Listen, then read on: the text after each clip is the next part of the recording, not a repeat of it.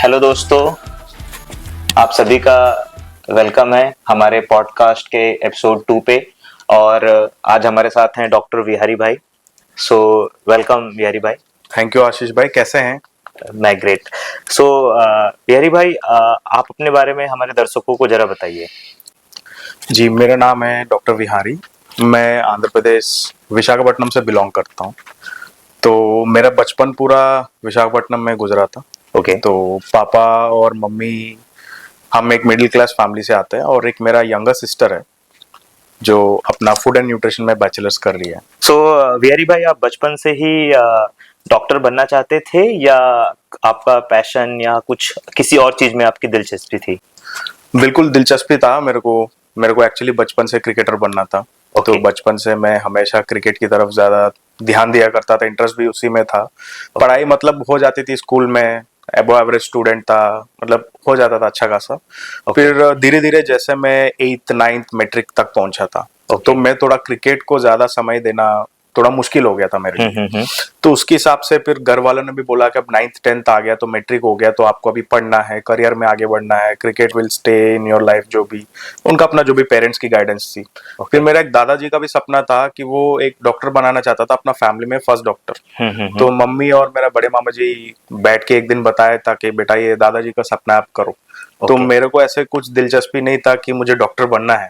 मेरे को actually cricket खेलना था और इंडिया को cricketer as a cricketer represent करना था मुझे। मेरा पापा था आर्ट्स में, तो ही used to teach me history economics. तो मेरे को दिलचस्पी उसमें भी था ज्यादा। और अगर मैं मैथमेटिक्स में बोलूं तो मैं मैथमेटिक्स में थोड़ा कमजोर था। तो मेरे पास दो ही ऑप्शन था, या तो डॉक्टर चूज करो या आप आर्ट्स की तरफ या सिविल्स की तरफ जाओ। तो मुझे लगा कि नहीं, अब साइंस में थोड़ा इंटरेस्ट ज्यादा लगता था कमिंग टू आर्ट्स। तो मैं थोड़ा इस साइंस में फिर मैं अपना रूट चेंज कर लिया था। जी।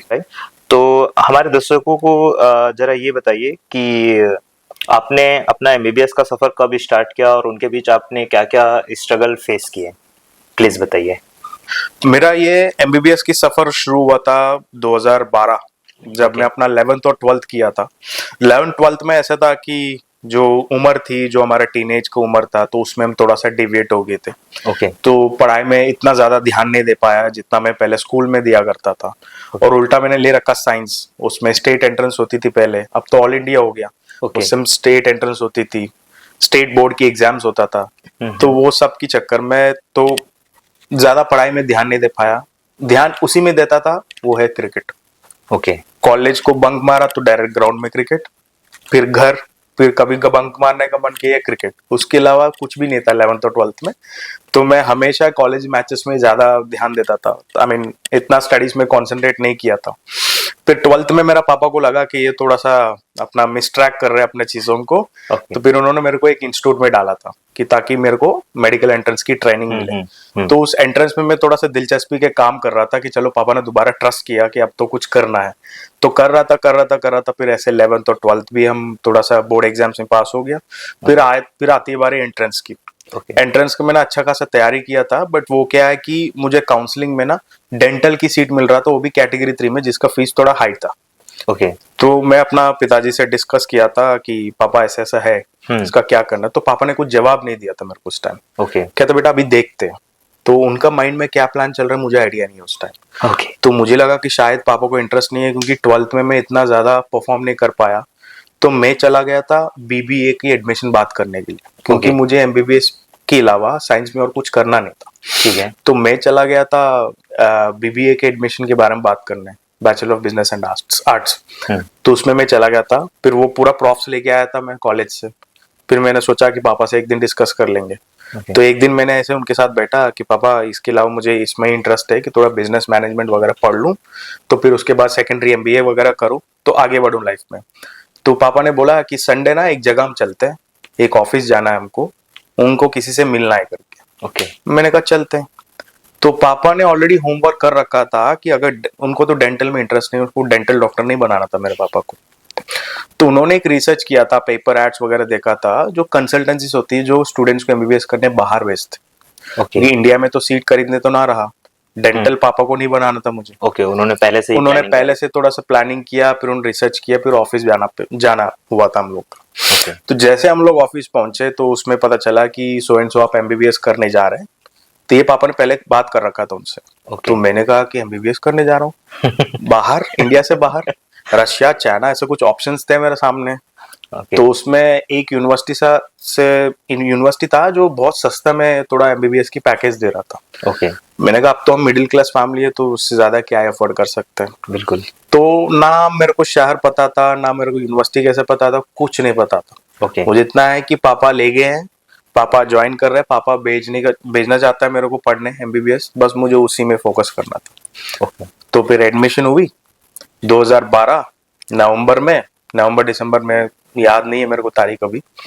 तो 2000 बैच एमबीबीएस से फिर मैं चाइना गया था। फिर वहां से हमारा एमबीबीएस की सफर शुरू हुई है। ओके सो विहारी भाई, आप चाइना से एमबीबीएस किए हैं, इट्स ग्रेट। आप इंडिया के बाहर जाकर के आपने एमबीबीएस कंप्लीट किया। तो एमबीबीएस एक स्ट्रेसफुल जर्नी है कहीं ना कहीं। तो उस स्ट्रेस को आपने कैसे हैंडल किया, और आपको एमबीबीएस में कौन से ऐसे फ्रेंड्स हैं जो आपको सपोर्ट किए चाइना में? क्या आपको कोई इंडियन दिखे या चाइनीज ही फ्रेंड्स आपके वहां थे? आई मीन एमबीबीएस सफर जैसे 2012 में शुरू हुआ था, तो शुरू के एक महीने तो हम बहुत फैमिली को मिस करते थे। Okay. और जिस जगह पे मैं गया था वहां पे तो एक्सट्रीम कोल्ड, -35 से तो एवरेज टेम्परेचर था। ओके तो 5 से 6 महीने वहां पे पूरा स्नोफॉल होता था। ओके तो वो काफी चैलेंज रहा पहले हमको क्या स्टार्टिंग में। क्या जगह का क्या नाम है? जगह के नाम है शिंगजांग प्रोविंस। ओके वो चाइना का नॉर्थ ईस्ट पार्ट में आ जाता है। Okay. आई मीन उसके ऊपर बस आपको रशिया मिलेगा। ओके तो काफी एक्सट्रीम कोल्ड की चैलेंजेस रही हमारा स्टार्टिंग में। बट हमारी यूनिवर्सिटी हीटिंग सिस्टम में बहुत ज्यादा इक्विप्ड होता था। तो हमें इंटीरियर में ज्यादा नहीं दिक्कत होती थी। स्टार्टिंग में क्लासेस जाने में, वहां बैठने में, अडॉप्ट होने में थोड़ा टाइम लग गया था।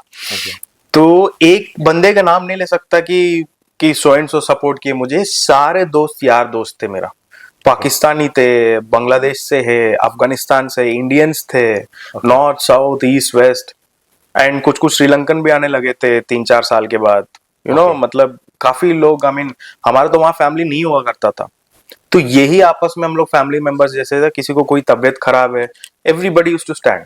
मतलब Okay. कुछ भी दिक्कत हो तो रहता था। मतलब उस टाइम ये नहीं आता था कि मैं इंडियन हूँ, पाकिस्तानी हूँ, मैं अफगानी हूँ, है ना। तो ये बात मेरा दोस्त भी अगर देखेंगे तो इस बात पे वो वाकिफ होंगे कि ये सही बोल रहे हैं बात, है ना। तो उसमें कोई बैरियर्स नहीं था हमारा। तो एंड कंट्री में as a citizens of foreign students की मतलब उसी में रहते थे।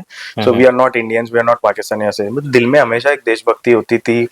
हम देश को इज्जत करते थे, सब अपने अपने जगह पे अपना इज्जत देते। बट जब कुछ भी अगर इश्यू हो, स्पोर्ट्स खेलना हो, पढ़ना हो, तो हम लोग साथ में ही करते थे, इंक्लूडिंग डिनर्स, इंक्लूडिंग पार्टीज, हर एक चीज हम लोग साथ में मिलके जाते थे। तो ऐसे कोई एक का नाम नहीं ले सकता कि everybody been very good to me, very kind to me, बहुत हेल्पफुल थे। मेरा खुद का roommate is from Afghanistan, born and brought up in Pakistan, he used to say. तो उनकी पैदाइश जो है अफगानिस्तान से हुआ, फिर उनकी पाकिस्तान में उनकी स्कूलिंग वगैरह हुआ था। तो जब भी क्रिकेट होता तो दोनों को सपोर्ट करता था वो है ना। Okay. और हम लोग इंडिया को सपोर्ट करते, साथ में मिलके बैठ के क्रिकेट मैचेस भी देखते थे। जो हारा जो जीता मुबारकबाद देते थे आमने सामने। तो मैं एक गुड 5-6 ईयर्स में अपना एक पाकिस्तानी अफगानी रूममेट के साथ मैंने बिताया था। They were all golden memories. And जहाँ तक एजुकेशन की बात है, दे वर क्वाइट चैलेंजिंग। मतलब बहुत लोग सोचते हैं कि ये बाहर से पढ़ के आए तो मौज मस्ती में रहा होगा। ऐसे कुछ भी नहीं था। हमारा यूनिवर्सिटी बहुत स्ट्रिक्ट था। 120 बच्चे थे हम लोग 2012 में, जिसमें ग्रेजुएट सिर्फ 84 लोग हुए थे। ठीक है, बाकी 26 से 30 लोग स्टूडेंट्स को इन्होंने रेस्ट्रिकेट किया था। Can be education, can be attendance, can bee behaviour, everything. Okay तो हम लोग का स्टडीज काफी चैलेंजिंग थे वहां पे। ओके तो इस सफर में वो 6 साल जो है मेरा हमेशा यादगार रहता है। स्पोर्ट्स में हो, एजुकेशन में भी हो, मतलब एज एन इंडिविजुअली भी बहुत आप ग्रो हुआ। 4 लोग से आप मिले, 4 कल्चर्स के साथ आपने टाइम बिताया, तो आप ऑटोमेटिकली सिविलाइज हो जाते हो उस मामले में। ओके तो गोल्डन 6 ईयर्स है मेरी लाइफ का। ओके विहारी भाई, आपने 2012 से ये अपना ग्रेजुएशन कब कंप्लीट किया और इंडिया रिटर्न कब आए, ये बताइए जरा। तो 2012 से लेके 17 तक हमारा 5 साल की एमबीबीएस थी, और 1 साल हमारा इंटर्नशिप हुआ करता था। ओके तो मैंने कंप्लीट किया था अपना पूरा कोर्स विद ग्रेजुएशन 2018 में। मतलब 6 साल लगा था, जो इंडिया में भी लगता है। ओके तो 2018 में मैं आया था, मुझे आज भी तारीख याद है, जुलाई 4 को। ओके 4 या 5 को मैंने लैंड किया था इंडिया में। ओके तो उस टाइम मेरा सारे परिवार लोग आए थे, मेरे बड़े मामा, नानी लोग, आंटी लोग, मम्मी, पापा, सब लोग आए हुए थे। मतलब ऑलमोस्ट पूरा परिवार। हाँ, तो ये ग्रेजुएशन होने का बाद, आई मीन इंडिया आने से पहले 3 महीने पहले से मेरे मम्मी थोड़ा सा सिक थी। ओके उनको मतलब थोड़ा सा वो टॉम बॉय टाइप था, तो ध्यान नहीं रखती थी अपना हेल्थ का। ओके तो ये उनका 3 महीने से थोड़ा सा कफ शुरू हुआ था, खांसी बहुत हो रही थी। ओके तो वो डॉक्टर के पास नहीं गया दिखाने के लिए, कफ सिरप पीती थी, छोड़ देती थी। ये मेरे को पापा बताते थे क्योंकि मैं नहीं था घर पे। ओके तो बट ये मई में 2018 मई, तो इनको हॉस्पिटलाइजेशन होना पड़ा मेरे माँ को। ओके तो हॉस्पिटलाइज हुआ था। फिर मैं जब आया था तो मेरे साथ फोन में वो टच में रहे कि शी इज डूइंग गुड, अभी आईसीयू से बाहर आ गया। मतलब इतना सिवियर हो गया कि सिर्फ सिंपल कफ को डील नहीं कर पाया था अपना नेग्लिजेंसी की वजह से। ओके सो जब मैं आया था तो मेरा मम्मी मम्मी जैसी दिखाई नहीं, क्योंकि बहुत कमजोर हो गया था, तभी जस्ट रिकवर होके हुआ था। ओके तो मेरा mummy, I mean like she is very हट्टा कट्टा। तो यस उसमें अगर आप देखेंगे तो मुश्किल से 50 किलो की रह गई थी उस टाइम। ओके तो मैं पहचान भी नहीं पाया था मम्मी का जब फोटो आया था, मैं जब वहां पे था। ओके तो मैं उस डिलेमा में था कि यार मैं डॉक्टर बन के जा रहा हूँ, मैं खुश रहूं या मम्मी तबीयत खराब है, आईसीयू में है, कि मैं उस पर ध्यान दूं, मुझे कुछ समझ नहीं आ रहा था। बाकी मेरे क्लासमेट्स तो सारे मौज मस्ती में थे कि चलो एक लाइफ का एक जर्नी हमने खत्म किया, अच्छा अच्छा निकला था 6 साल।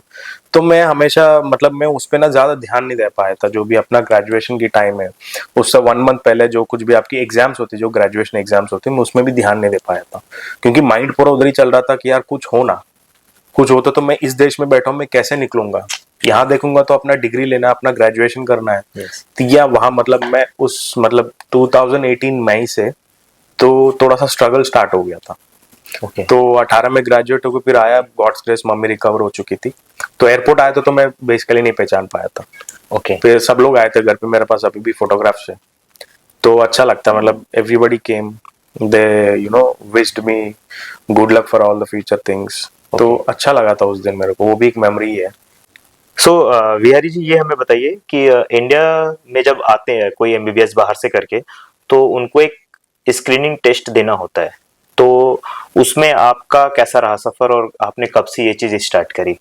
ये बिल्कुल आपने सही पूछा है कि स्क्रीनिंग टेस्ट देना बहुत जरूरी होता है और उसको पास करना, ओके फिर आपको as an Indian, I mean Indian practitioner करके इंडियन गवर्नमेंट आपको रिकॉग्नाइज करती है, ओके जिसको हम पीआर बोलते हैं, परमानेंट रजिस्ट्रेशन। तो उसके लिए आप बाहर से पढ़ के आए हो तो इंडियन गवर्नमेंट चाहता है कि उनकी स्क्रीनिंग टेस्ट आप पास करो, ताकि वो हमारा क्लिनिकल नॉलेज, थ्योरेटिकल नॉलेज वो टेस्ट करना चाहता है।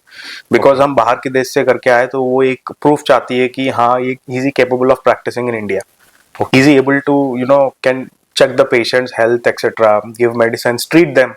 तो ये सब चीज था।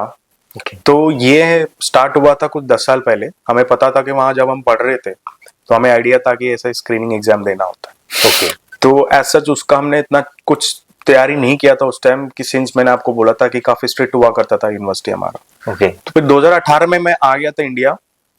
फिर दिल्ली में काफी ज्यादा कोचिंग इंस्टीट्यूट्स हैं जो इस चीज के लिए आपको ट्रेन करते हैं, with a good material, with good classes. Okay तो वो आपकी 4 से 5 महीने का कोर्स होती थी।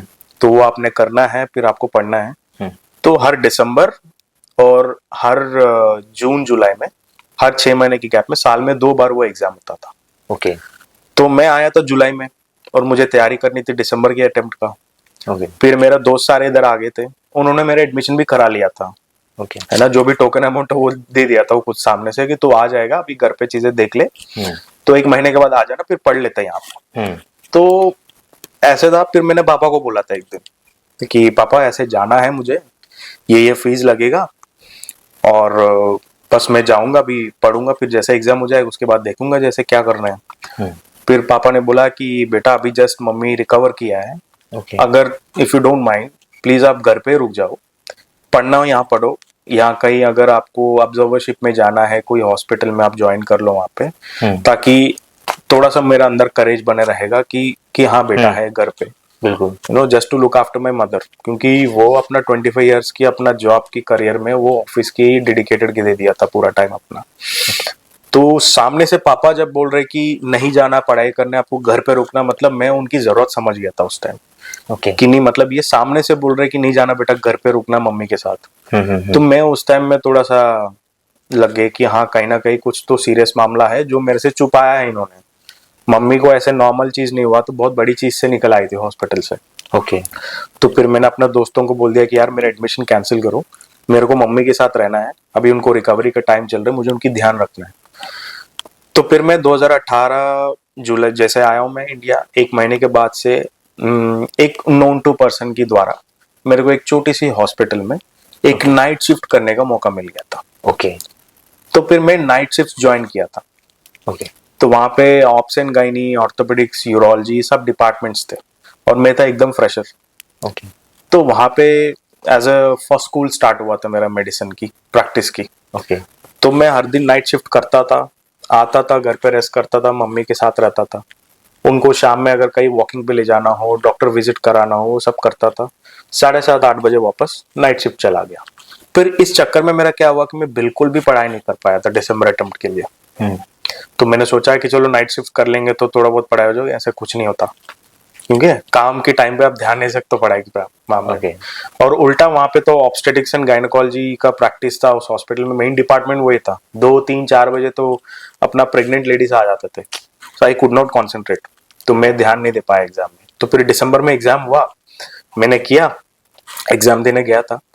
मान लीजिए कि 20-25 स्टूडेंट होंगे जो मेरा बैचमेट है, ओके। उसमें 15-16 एग्जाम में निकल गए थे, पास हो चुका है। ओके। मेरा तो नहीं होना था, मुझे आइडिया है कि मैंने पढ़ा नहीं, क्या ही होगा। तो है कुछ 20-30% की कमी से मेरा भी एग्जाम रह गया था। ओके। तो ये था दिसंबर अटेम्प्ट की स्टोरी। फिर मैंने सोचा, उस टाइम मम्मी अच्छे से रिकवर हो गई थी।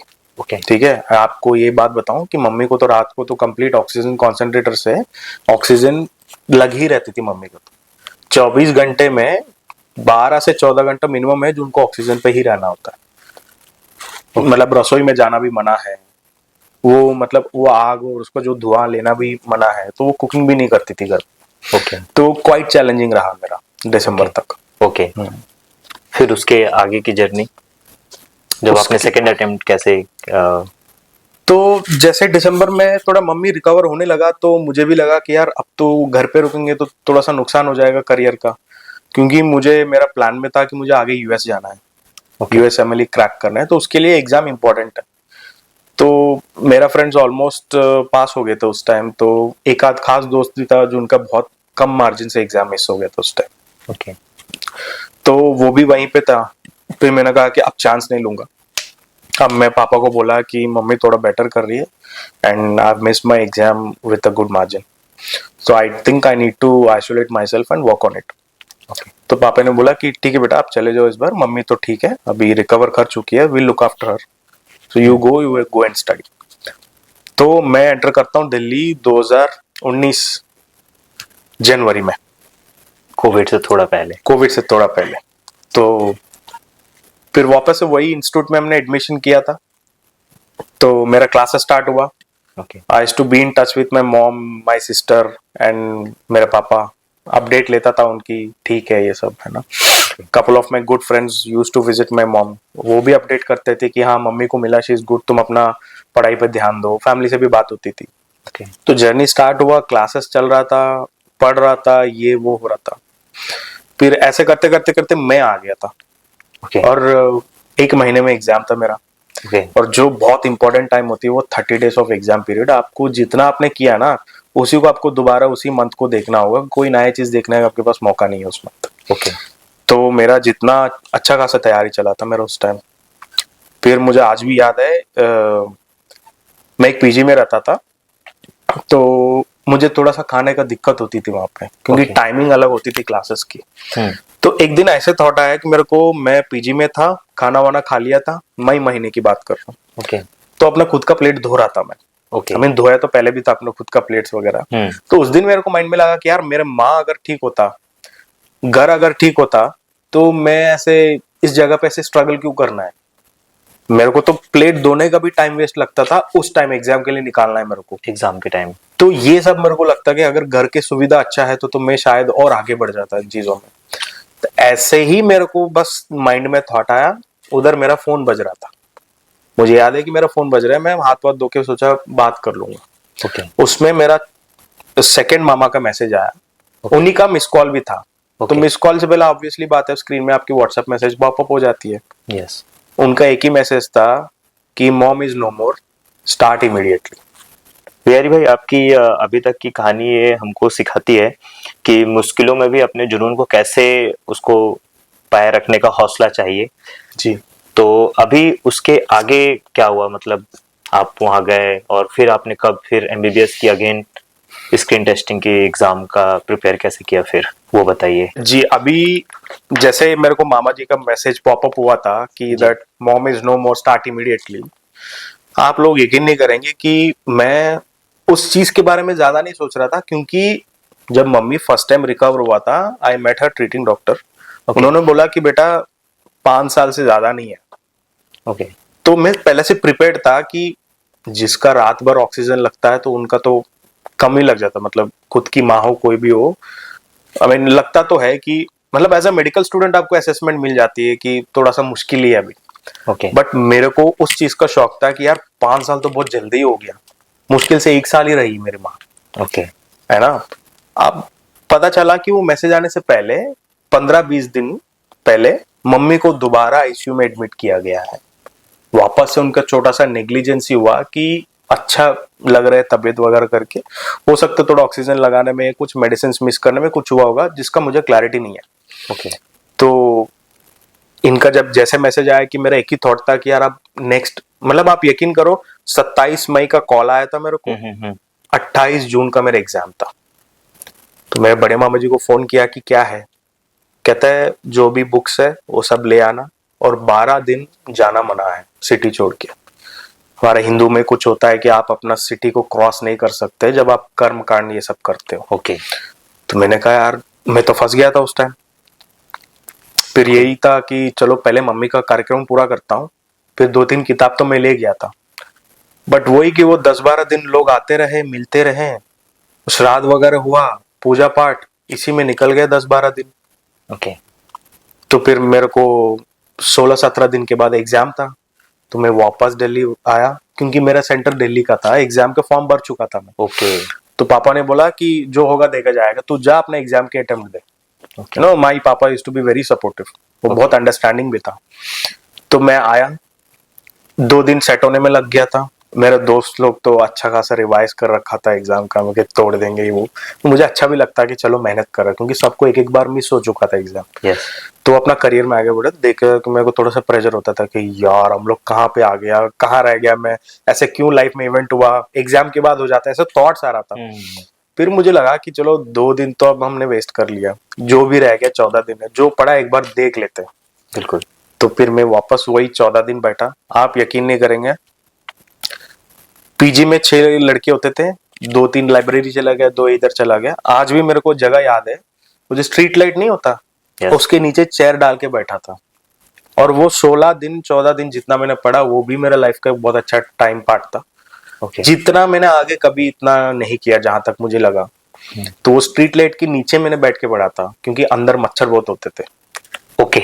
तो स्ट्रीट लाइट में मुझे आना पड़ता था, तो वहां पे कॉइल जलाई, फिर वहां बैठा।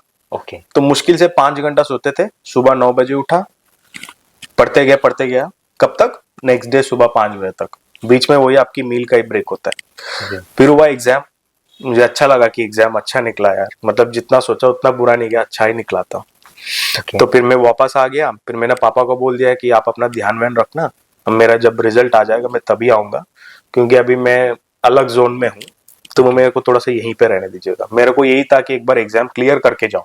ओके। हालांकि कॉन्फिडेंट था मेरा एग्जाम निकल जाएगा। दिल्ली में अपॉर्चुनिटीज बहुत ज्यादा है, ओके। इन द सेंस की प्रैक्टिस का एक्सपोजर, इस साइड में एम्स होता था, तो वो जगह छोड़ के जाने का नहीं मन करता था मुझे, एज अ करियर में ग्रो करने का ज्यादा उसमें इंटरेस्ट था।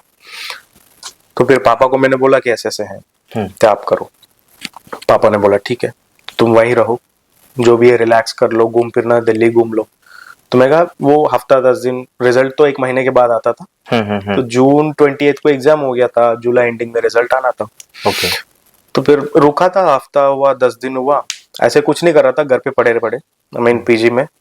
तो फिर एक दिन पापा का फोन आया, कहता कि बेटा मेरे को ना आजकल थोड़ा सा चलते वक्त ना थोड़ा सा सांस फूलना है, एग्जर्शन जिसको बोलते हैं, ओके थोड़ा सा चेस्ट पेन आना, ये सब स्टार्ट हुआ करके। ओके मैंने कहा "वो ऐसे गया तो एक बार आप ना, एज भी है अभी, तो एक बार आप ईसीजी वगैरह कराओ, असेसमेंट कराओ कि क्या है"। ओके तो पापा गया था, जो मम्मी को ही ट्रीट करते थे, तो उन्होंने ईसीजी वगैरह किया था, इको वगैरह किया था, हम्म ये सब हो रहा था दिन में। तो हम्म मैं पापा को फोन किया तो उन्होंने नहीं उठाया कि डॉक्टर ने क्या बोला, आपने असेसमेंट किया।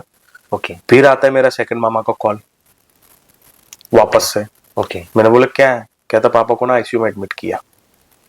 मैंने कहा क्या हो गया, कहता है जिसको बोलते हैं एमआई, मायोकार्डियल इंफार्क्शन, ओके वो हुआ है, एंजियोग्राफी वगैरह करना है, ओके तो अभी आईसीयू में ही है। आज एडमिट कर लिया पापा, इस ठीक है, मतलब ऑब्जर्वेशन के लिए रखा है ताकि रिस्क ना हो, ये सब जो हम कुछ पेशेंट्स के साथ करते हैं। तो मैंने कहा कि फिर मैं निकलता हूँ, क्या है मतलब, मेरे को तो अभी एग्जाम भी हो गया, मैं क्या खाली बैठा हूँ, जो रिजल्ट देख लेंगे गा के। तो मैंने फ्लाइट लिया नेक्स्ट डे विशाखापट्टनम से, सो विशाखापट्टनम लैंड कर लिया दिल्ली से।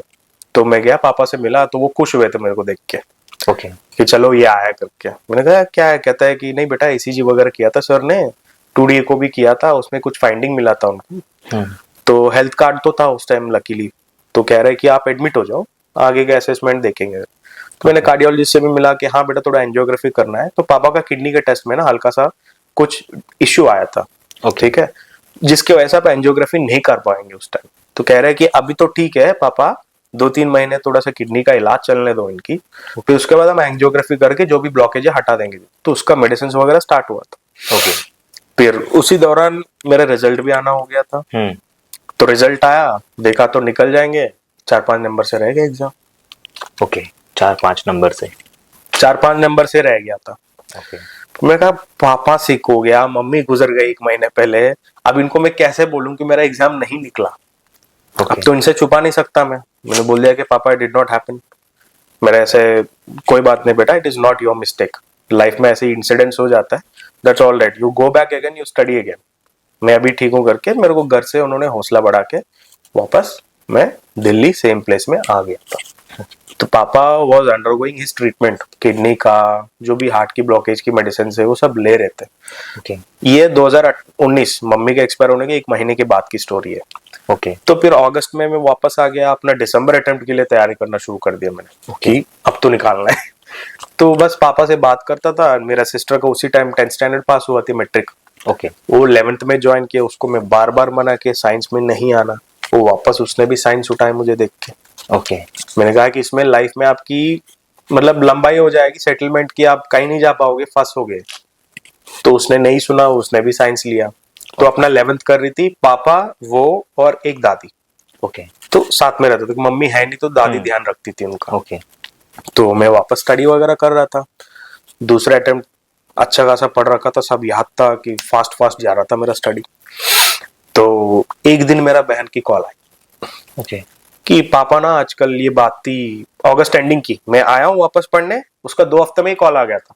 ओके पापा ना आजकल सोता नहीं है ठीक से, वो अपना जो जैसे ये रिक्लाइनर है ना, ऐसे एक प्लास्टिक की चेयर होती थी, उसी में ऐसे लेटता था, क्योंकि लेटने पे उनकी सांस फूल रही थी। ओके तो इसी पोजीशन में वो कंफर्ट थे, और रात भर वो नहीं सो पा रहे थे ठीक से।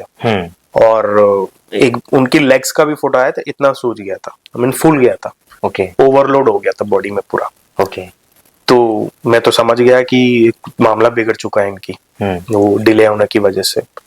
तो मैं ट्रीटिंग डॉक्टर जो था उनको मैंने कहा कि नहीं बेटा, ये थोड़ा सा कॉम्प्लिकेट हो गया चीजें। उस टाइम पापा को काफी ज्यादा एक्सपेंसेस भी हो गया था, मम्मी जब हॉस्पिटल में थे अराउंड 7-8 लाख तो खर्चा हो गया था दोनों बार में। तो इस बार वो डॉक्टर भी समझते थे कि हम लोग थोड़ा मिडिल क्लास फैमिली से हैं, अब ये वाला एडमिशन वगैरह करा के ये मामला जो है फिर महंगा पड़ सकता है करके। मेरे पास तो पैसा नहीं था, क्योंकि मैं जस्ट ग्रेजुएट हुआ था उसी टाइम। तो उन्होंने मेरे को ये राय दिया था कि बेटा आप एक सिरेंज पंप अरेंज कर लो बाहर से, बेड वगैरह का मैं बात कर लूंगा, ताकि पापा को इंजेक्शन चलाएंगे 2-3 दिन, उससे ये ठीक हो जाएंगे करके। तो मैं वापस गया विशाखापट्टनम, पापा को उस टाइम नहीं पता था कि मैं आ रहा हूँ। वो देख के डबल एक्साइट हुआ कि ये आया करके, है ना। तो वो एक मेमोरी था आज भी। तो मैं, उन्होंने जो जो सामान बोला तो मैं अरेंज कर रहा था कि सिरेंज पंप एक होती है जिसमें आप सिरेंज को एक स्पीड में रख के आप वो पेशेंट का अंदर ट्रांसफ्यूज करते हैं। ओके तो वो चार्जेस ज्यादा हाई था उस हॉस्पिटल की। ओके तो सर ने मुझे ये बोला कि बेटा ये बाहर रेंट से मिलता है, आप ले लो। तो मेरे को 2-3 कांटेक्ट तो था, मैंने अरेंज कर दिया 2 दिन के अंदर अंदर। बस अगला दिन उठ के सुबह मेरे को हॉस्पिटल जाना था पापा को लेके। तो सुबह हुआ, ब्रेकफास्ट वगैरह किया, तो पापा को ले गया मैं हॉस्पिटल। सितंबर की बात है। तो पापा को हॉस्पिटल गया, मेरा जो सेकंड छोटू मामा था वो भी मेरा साथ में था। तो पापा को दोबारा से इको वगैरह किया, ऐसी ईसीजी वगैरह किया था, ऑक्सीजन सपोर्ट भी थोड़ा सा दिया था। पापा एकदम स्टेबल थे इस टाइम भी। ओके तो हो रहा था ये सब। मामा तो मेरे छोटू मामा ने बोला कि तू एक काम कर, तू खा पी के आ जाना, अभी तो इनकी टेस्ट वगैरह चल रहा है, मैं हूँ उनके साथ। ओके तो खा पी के आ जाएगा तो फिर मेरे को ब्रेक मिल जाएगा, तो रुक जाना पापा के साथ। तो मैं चला गया। तो मैं खा पी रहा था, वापस हॉस्पिटल आया। पापा को थोड़ा सा और डिटोरिएट हो गया, तो जो डॉक्टर्स हैंडल कर रहे थे सब भाग रहे थे ये सब अरेंज करने में। उन्होंने कहा क्या हो गया? कहता है कि इस तरह हार्ट में ना खून वगैरह जमा हो गया, इनको यहाँ से होल्ड करके ना हटाना पड़ेगा उसको। ओके तो उसी प्रोसेस में लोग सब दौड़ रहे। मैंने कहा ठीक है। तो पापा को देखा तो he was looking at me. उन्होंने बोला कि पॉकेट में जो कुछ भी पेन पैसे वगैरह थे वो दे दिया था मुझे। तो मेरा हाथ पकड़े हुए थे। तो मैंने कहा कि कुछ नहीं होगा, नॉर्मल प्रोसेस है, हो जाएगा, मैं यहीं बैठा हूँ। तो पापा ने बोला कि ऑलराइट बेटा, I am okay, don't worry, यही बोला था। तो वहां से उनको एनरूट कर रहा था कैथ लैब में। ओके कैथ लैब एक कार्डियोलॉजी का एक सेटअप होती है जिसमें ये सब चीजें करते हैं। ओके तो वो सेकंड फ्लोर में था, उनको ऑक्सीजन लगा हुआ था, सिलेंडर भी था, तो लेके जा रहे थे हम लोग। तो लिफ्ट में वो थोड़ा सा ऑक्सीजन लो हो रहा था, उनकी थोड़ा सा सांस नहीं आ रहा था। मैं उनको थोड़ा सा मोटिवेट कर रहा था, बस सेकंड फ्लोर ही आ ही गया, जा ही रहे आप लोग करके। तो जैसे लिफ्ट से बाहर आया, फिर उन्होंने मेरा हाथ जोर से पकड़ा, अपना ध्यान रखना, बहन की ध्यान रखना करके, बस लास्ट वर्ड्स उनकी यही था। वो मेरा हाथों में एक्सपायर हो गया था। ये मम्मी का ठीक 3 महीने के अंदर अंदर ही होगा।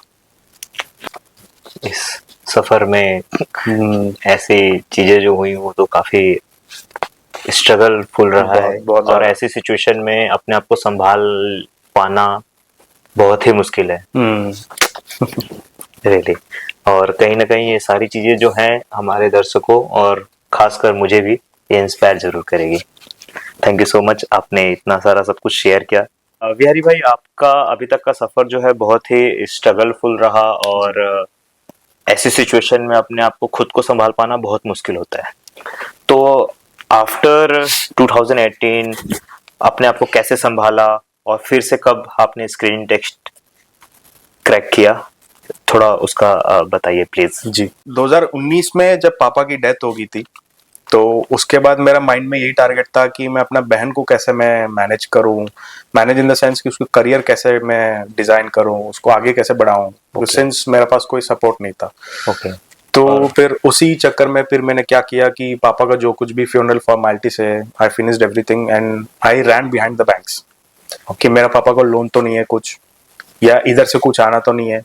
तो ये सब मेरा 2 महीने की स्ट्रगल रहा है। ओके रह के फिर मैंने सारे स्ट्रीमलाइन में लेके आया। सिस्टर को मेरे एक आंटी के घर पे रखा हूँ, तो वहां से अपना 11th उसने स्टार्ट किया था। ओके तो मैं वापस दिल्ली आ गया अपने एग्जाम के चक्कर में। फिर 2020 की बात कर रहे हैं, क्योंकि 19 में पापा एक्सपायर हो गया था, वो वाला एग्जाम भी रह गया था मेरा, सेम वापस 4 मार्क्स से। स्कोर उतना ही था जितना पहले भी था। ओके अब मैं किसको ब्लेम करूं, मेरा क्या गलती है इसमें, ये वो, मैं भगवान से भी सवाल करूं तो क्या करूं कि भाई साहब ये क्या चल रहा है जिंदगी में, है ना। तो फिर मैं अपना कमजोरी नहीं बनाता, मतलब सिचुएशंस को मैं थोड़ा सा जज कर रहा था कि ऐसे क्यों हो रहा है ऐसे पीक टाइम पे। फिर जो कुछ भी है, फिर 2020 में वापस से मैं स्टडी स्टार्ट किया था अपना। सिस्टर को मैंने आंटी के घर पे रखा, अपना 11th कर रही थी, सब कुछ ठीक था। फिर अचानक आ जाता है कोविड। फिर दिल्ली में सुविधा नहीं था, तो मैं गुड़गांव भाग के आया था कि दोस्त रहते थे इसी सेक्टर में। तो पीजी में आना हुआ, तो मेरा उन्होंने पीजी देखा कि खाना वाना यहाँ पे मिल जाता है, तो इधर आ जाए, तो यहाँ पे पढ़ लेना, क्योंकि उनका एग्जाम हो रखा था। वो मैदान था इधर उधर, वो ऑलरेडी जॉब कर रहे थे अपना। अच्छा, तो मैंने कहा कि चलो ये लोग करके मैं आ गया था। ओके आने के बाद फिर आपसे मिलना हुआ और भी हमारा 2-3 यार दोस्त थे।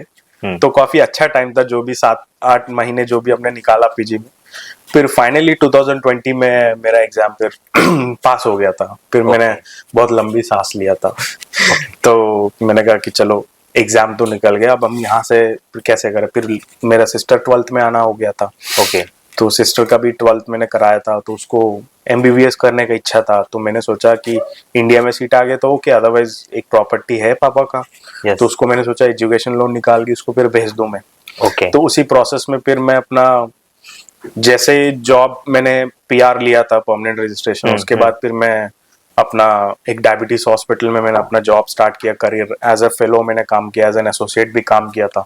काफी सीखा था मैंने 2020-21 की टाइम पे, कोविड से लेके 21 तक। फिर वेव 2 आया, फिर हमने भी उसमें भी पेशेंट्स को हैंडल किया था।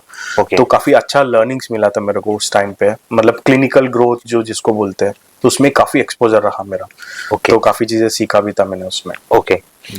सो विहारी, आपको कभी ये लगा है कि डॉक्टर बनने के बाद कि आपको कभी क्रिकेट की याद आई हो कि नहीं, क्रिकेट अगर कर लेता तो अच्छा था, या आपको अभी ऐसा लगता है कि डॉक्टरी मैंने कर ली ये ज्यादा अच्छा है? क्या आपको बेस्ट लगा?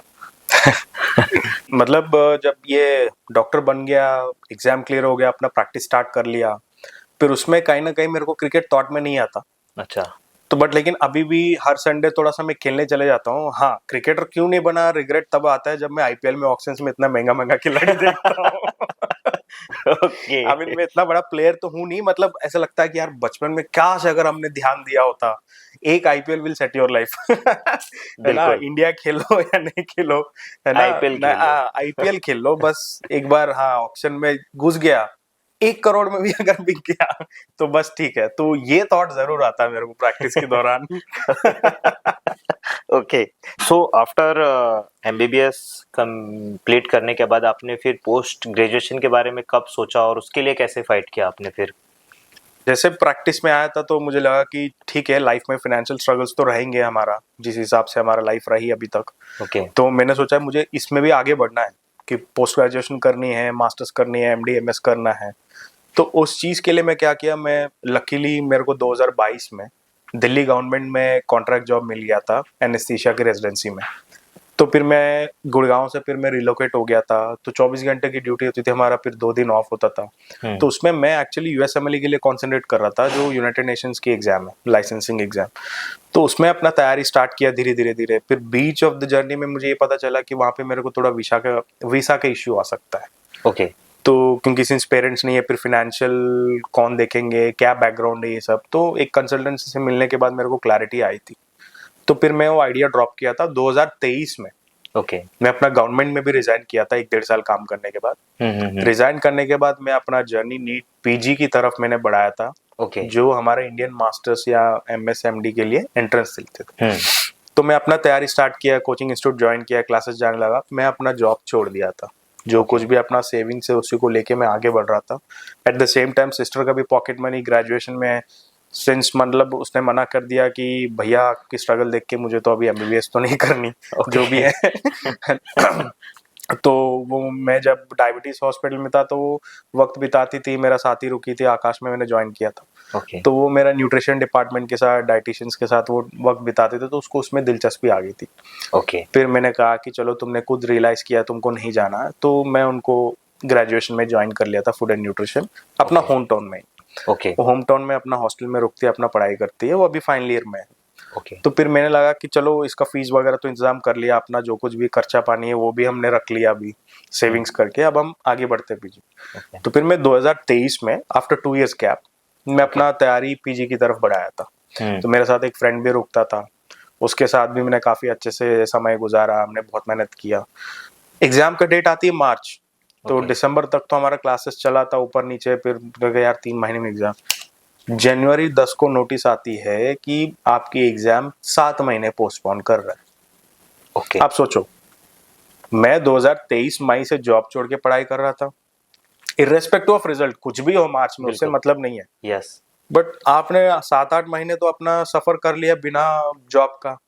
फिर मैंने कहा यार, अब 7 महीने आगे बढ़ेंगे तो अब हम लोग कैसे मैनेज करें? हमारे यही टारगेट था, मेरा और मेरे दोस्त का भी, उसका भी काफी फैमिली प्रॉब्लम्स था। भाई मार्च तक कुछ भी हो, एक दूसरे को साथ दे के हम आगे बढ़ लेते हैं, तेरा दिक्कत हो तो मैं हेल्प कर दूंगा। ऐसे ही रहा हमारा, आपस की बात है। तो फिर एक दूसरे को सपोर्ट किया था, फाइनेंशियली भी। तो आगे बढ़ रहा था। तो मार्च में हमने सोचा कि एग्जाम देकर तुरंत जॉब ज्वाइन कर लेंगे। तो भाई हमें कौन पॉकेट मनी देगा, हमें कौन पढ़ाएगा आगे? बिल्कुल। तो यही थॉट में था। तो 7 महीने उन्होंने इलेक्शंस की रीजन या किसी की रीजन की वजह से हम पोस्टपोन कर दिया था। अब मेरे पास तो मैं ड्रेन आउट हो रहा था फाइनेंशियली भी, फिर मैं वापस से जॉब में जाया, ओके क्योंकि लाइफ में एग्जाम्स आता रहता था, बट लाइफ कंडीशंस हमारा जो ऊपर नीचे होती है, फाइनेंशियल इश्यूज, जो कुछ भी रेस्पॉन्सिबिलिटीज यस है उससे हम फेस करना ही पड़ेगा, उससे आप बच नहीं कांट सकते एस्केप। यस तो फिर मैं वापस से जॉब ज्वाइन किया, अपना जो कुछ भी है शिफ्ट अकॉर्डिंग 5 6 7 ड्यूटी करता था, वापस पढ़ता था। जो दोस्त मेरा साथ होता था वो मेरे पास आ जाते थे, हॉस्पिटल में हम दोनों पढ़ते भी थे ओके शाम की टाइम पे, जब भी टाइम मिलता था वार्ड में या आईसीयू में। ओके तो वो सब हुआ था, वो सब हो रहा था, कर रहा था। फिर मेरे को अभी डेट याद नहीं है, कहीं ना कहीं जून में ही था हमारा एग्जाम। ओके तो जून में एग्जाम था, मैं जस्ट ऐसे डिनर कर रहा था कि कल एग्जाम है, जल्दी सो जाएंगे करके, जो कुछ भी प्रेशर था दिमाग में वो हटा के सो जाएंगे करके। तो मेरा दोस्त भी चला गया सोने, मैं भी सोने जा रहा था। तो एक थर्ड दोस्त को फोन आया था, कहता है कि यार तुम्हारा ना एग्जाम पोस्टपोन्ड हो गया। मैंने कहा ये मजाक करने की टाइम है क्या? हाँ मैं अभी खाना खा रहा हूँ, साला एग्जाम है कल मॉर्निंग, अब तुम मेरे को फोन करके ऐसे मजाक करे। भाई देख, माँ कसम बोल रहा हूँ, तो न्यूज खोल ले, अगर नहीं है बात तो मेरे को फोन करके वापस तुझे जो गाली देने दे दे। तो मैं डिनर करते हुए मैंने टीवी ऑन किया, देखा तो कल एग्जाम है, और रातों रात हमारा एग्जाम कैंसिल कर दिया वापस। ओके तो इसके पीछे का रीजन क्या था? रीजन पता नहीं, कह रहा है कि पेपर हमारा लीक आउट हो चुका है, क्योंकि उससे पहले नीट यूजी का भी इश्यू हुआ था। तो कहीं ना कहीं हमारा भी बाहर गया पेपर। ओके तो अब गवर्नमेंट नहीं चाहता है कि अब इसमें भी इश्यू खड़ा करे, ताकि ट्रस्ट प्रॉब्लम आ जाएगा, लोग सरकार कैसे काम Okay. कर रहे हैं वो। फिर उस चक्कर में उन्होंने रातों रात एग्जाम कैंसिल कर दिया। अगला दिन सेंटर में भी नहीं पहुंचा कोई, और कुछ बच्चे रास्ते में भी थे, कुछ बच्चे वो सेंटर पे पहुंच गए थे कि अगला दिन मुझे एग्जाम देना है, तो होटल ले लिया। मेरे खुद का दोस्त जो मेरे साथ कोचिंग में था, तो उसका कोई और सिटी में था, वो फ्लाइट लेके भी चला गया था वहां पे, वो वहां पे भी स्टक हो गया। तो बहुत ज्यादा हमने इस बार नीट पीजी में स्ट्रगल देखा है। ओके उसके बाद सब लोग वापस अपना अपना सेटलमेंट कर दिया कि आके चलो एग्जाम तो कैंसिल कर दिया रातों रात। रीजन ऐप में को नहीं पता, बट कहीं ना कहीं ऐसे न्यूज आया कि पेपर लीक आउट हुआ हमारा भी। ओके तो ये रहा हमारा। फिर उसके बाद सुना की न्यूज थे कि 1 महीने के अंदर अंदर दोबारा नया डेट दे देंगे, आपको एग्जाम कंडक्ट करेंगे करके। ओके फिर इस बार क्या हुआ कि फिर अगस्त 11 को हमारा डेट फिक्स होती है, ये आया था डेट जुलाई 10 से पहले। हम लोग फिर अटक गए हैं कि भाई जॉब करना है नहीं करना है, एग्जाम होगा नहीं होगा। Yes. बहुत सारे माइंड में चल रहा, जो कुछ भी पढ़ा वो भूल गया, बिल्कुल और जो पढ़ रहे वो याद हो रहा है कि नहीं समझ आ रहा है, हाँ जी। जीरो क्लैरिटी था। हाँ जी हाँ जी फिर फाइनली अगस्त 11 को हमारा एग्जाम स्टार्ट हुआ। ओके तो उसमें गवर्नमेंट ये किया कि इस बार पेपर नहीं लीक होना करके उन्होंने 2 शिफ्ट में एग्जाम कंडक्ट किया था। ओके मॉर्निंग एक शिफ्ट गई, दोपहर को एक शिफ्ट गया, तो दोनों का पेपर अलग थे, क्वेश्चंस अलग थे। ओके ओके तो इस कंपैरिजन में मतलब एबिलिटी सबका अपना अपना होता है कि मेरा और मेरा दोस्त का जितना भी हमने दिया था, ये comparison paper 1 paper 2 morning evening shift का, एंड थोड़ा परसेंटाइल की इश्यू में ना हमारा रैंक्स थोड़ा सा लंबा खिंच गया, तो इतना Okay. सेटिस्फैक्टरी रैंक्स नहीं है इस बार का। ओके तो मुझे अब वापस से उसी सिचुएशन में आया कि भगवान से मैं क्या क्वेश्चन करूं, कि इसी साल यही होना था जिसमें मैं पढ़ाई किया सब कुछ छोड़ के। ओके सो विहारी हमें ये बताइए, डॉक्टर और क्रिकेटर दोनों की लाइफ में एक चीज कॉमन है, वो है डिसिप्लिन। सो आपको क्या ज्यादा इजी लग रहा है इसमें कि एक पेशेंट को कन्विंस करना इजी है या एक बैट्समैन को आउट करना? मैं थोड़ा सा माल प्रैक्टिस के लिए अगेंस्ट हूँ, मतलब जो कुछ भी मुझे एप्ट लगता है पेशेंट के लिए वो हो, क्योंकि मैं चाहता हूँ कि मेरा पेशेंट हो, मेरा अगर एक्सपोजर हुआ उनके साथ, इंटरेक्शन हुआ, मैं चाहता हूँ उनकी वेलबींग और उनकी रिकवरी। ओके बिकॉज मतलब पैसे किसी को फ्री में नहीं आता यार, मैं इस चीज को बिल्कुल। बहुत अच्छे से मानता हूँ। You Yes. Know some hospitals, कुछ डॉक्टर्स होता है कि they act according to their business tactics, okay for which I am very poor, for what in the sense, है ना। तो मैं उतना ही कन्विंस कर पाता हूँ जितना उनके लिए अच्छा रहेगा। एंड लोग आजकल काफी ज्यादा इंटेलिजेंट हो गए इन द सेंस कि कोविड आने के बाद they are into medical science also. Yes. Google में आपको हर एक इंफॉर्मेशन मिल रही है। Yes You know, it's hard to face patients these days because it not facing them, it's hard to face their questions. Yes तो आपकी training इतना हार्ड होनी चाहिए, इतना एक्सपोजर होना चाहिए, इतना नॉलेज होनी चाहिए। यस यस वहां तक जितना हो सके मेरा अपना बेस्ट मैं अपना करता हूँ। और Okay. अगर आपकी सवाल के ऊपर आऊं तो मेरे लिए बैट्समैन को आउट करना या तो एक बॉलर को 4 चौका या छक्का मारना ही आसान है इस चीज से। ओके सो डॉक्टर विहारी, आपका बहुत बहुत शुक्रिया, आपने समय निकाला और हमारे पॉडकास्ट में आए और आपने हमारी अपनी लाइफ की काफ़ी कुछ इन्फॉर्मेटिव इंफॉर्मेशन दी, जिससे हम कहीं ना कहीं अपनी लाइफ में मोटिवेट के लिए ज़रूरी थी वो information. So thank you so much. Thank you so much. Thanks a lot to you, Ashish Bhai, because I feel I'm privileged, to come and meet you and give a show and talk about my life, which happened in the past, in present, which is running in future also. Yes. But yeah, I'm very much, honestly, I'm very privileged to be here, and I wish your audience hope they enjoyed the show. Taking back Yes. the stories from my life, motivating themselves, Yes. because you need to be motivated in your Yeah. life, because you don't know what's happening, in the future. So Yes. it's better you keep working on your dreams, keep working on yourself. If you keep working, one day you'll get the thing, which I know, very well. Yeah. Thank you so much. So दोस्तों, ये था आज का episode. फिर मिलेंगे एक नए episode में, एक नए गेस्ट के साथ और एक नई मोटिवेशनल स्टोरी के साथ. तब तक के लिए स्वस्थ रहिए, मस्त रहिए, देखते सुनते रहिए सबका पॉडकास्ट. राधे राधे.